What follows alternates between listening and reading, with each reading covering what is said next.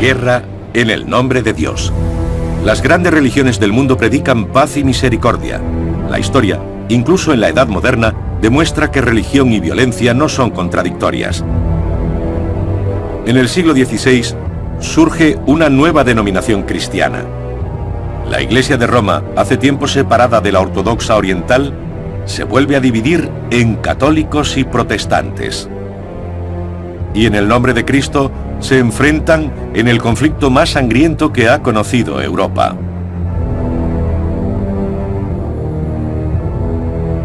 Guerras santas, cristiano contra cristiano.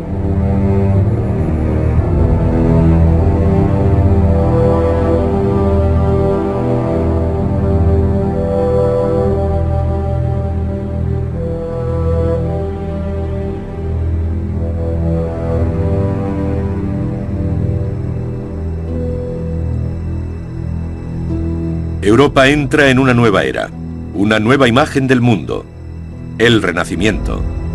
Todo está en continuo cambio. La astronomía y otras ciencias de la naturaleza, el arte y la arquitectura. El modo de ver el mundo se transforma radicalmente.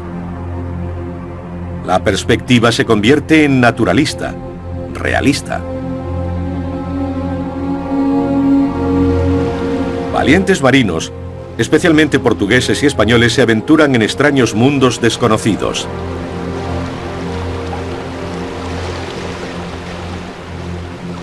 Con nuevos instrumentos de navegación y nuevos mapas, en 1522, Magallanes y Elcano demuestran que el mundo es redondo. Una época de agitación también por cuestiones de creencias. La Biblia, cuyos textos en latín la hacían inaccesible al público general, se convierte en el libro de los libros y un monje alemán insatisfecho cambia el mundo sin querer.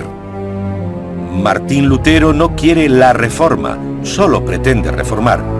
Pero no es eso lo que sucede, es el momento propicio para más. Un nuevo invento, la imprenta, una revolución técnica que posibilita otra espiritual. Was Gutenberg mit der La imprenta de Gutenberg, la impresión mediante tipos móviles, favorece la movilidad y mejora la comunicación hasta límites antes no solo insospechados, sino inimaginables.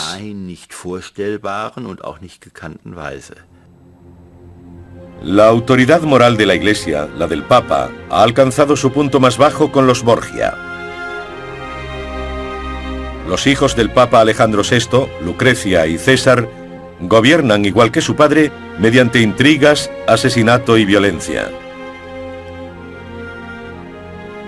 Cuando muere el Papa, estallan manifestaciones de júbilo en las calles de Roma.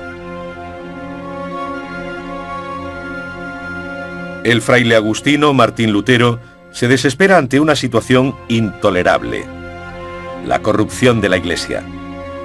No es un revolucionario, solo un monje medieval, pero es obstinado y lucha contra los problemas teológicos.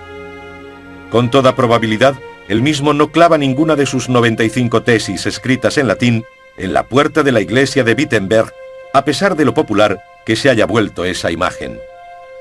Después de todo, ¿quién habría podido leerlas? En realidad, se las envió al arzobispo de Maguncia en forma de carta. Seine handschriftlich niedergelegten Thesen gelangen in einer handschriftlichen Fassung nach... Sus ideas llegan a Nuremberg en forma de manuscrito y son traducidas del latín original. Luego, a finales de 1517, son impresas y distribuidas en gran número por todo el imperio.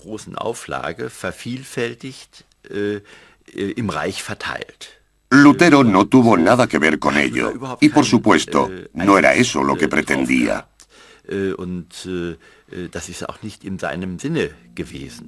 A consecuencia del alboroto, Lutero es excomulgado. En 1521, mediante un rapto fingido, el príncipe elector Federico III de Sajonia esconde a Lutero en el castillo de Warburg, donde traduce el Nuevo Testamento al alemán. Su estilo enérgico tiene una gran influencia en la lengua alemana. Un año después, sus textos son impresos con consecuencias trascendentales. Lutero no fue el primero en traducir la Biblia al alemán. En el siglo XV ya existían traducciones, no recuerdo cuántas, a otras lenguas nacionales, incluido el alemán. Pero la traducción de Lutero, su traducción de la Biblia al alemán, es la única que prospera y se propaga como el fuego. Un fuego que Lutero no quería prender. Sus textos religiosos inspiran una revolución. Thomas Müntzer discute con Lutero y convoca fuerzas que no puede controlar.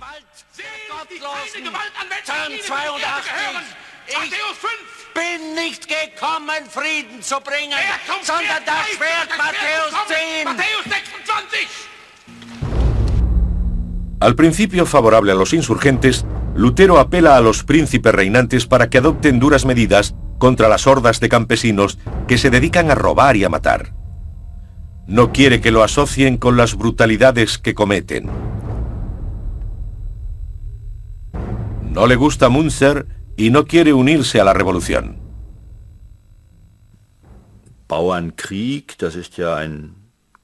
La guerra de los campesinos es solo un nombre y da una impresión equivocada. No fue una guerra tal como la entendemos, fue más bien una serie de levantamientos aislados. Las revueltas de campesinos constituyen una tradición en los siglos XIV y XV.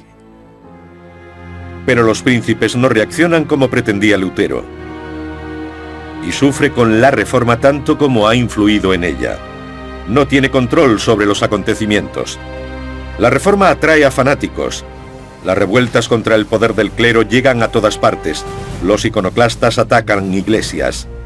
En Münster, los anabatistas rigen durante unos meses un estado totalitario. Exigen la propiedad compartida de los bienes y la prohibición del matrimonio. Cuando se aplasta la rebelión, los cadáveres de los cabecillas son expuestos en jaulas.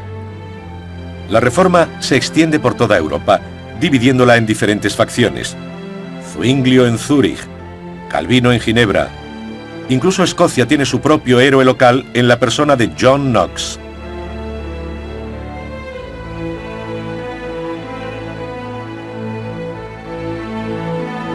En Londres, Enrique VIII aprovecha la oportunidad y funda la Iglesia Anglicana, principalmente para asegurarse el divorcio. La Reforma también implica un nuevo reparto de poder. 1546. El emperador católico está en guerra con los príncipes protestantes. La primera guerra interconfesional. Tras la victoria del emperador, se alcanza un compromiso de paz. Los ciudadanos deben adoptar la fe de su gobernante. Der Augsburger Religionsfrieden schafft insofern etwas Neues. La paz religiosa de Augsburgo acaba en algo totalmente nuevo, reforzando algo que ya existía. El estatus del imperio a un nivel superior de las diferentes facciones.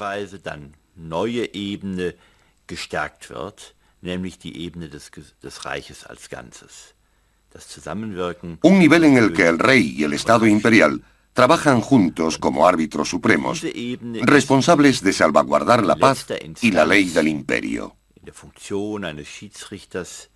Dann dafür verantwortlich, den Frieden und das Recht im Reiche zu wahren und zu schützen. ¿Paz entre los cristianos? Un terrible error. Francia, 1572. La matanza del día de San Bartolomé. Se intenta formalizar un matrimonio real entre las distintas fes para instaurar la paz. Pero se produce una traición. Decenas de miles de hugonotes protestantes reunidos para la boda son asesinados por católicos, cristiano contra cristiano. Las facciones vuelven a estar en guerra. Se trata de religión, pero también de poder. La nueva fe religiosa es un medio muy oportuno para que príncipes ambiciosos puedan dar rienda suelta a su avidez de dominio contra el emperador, los reyes y la iglesia. Entonces, en 1618, tiene lugar el preludio de una catástrofe europea,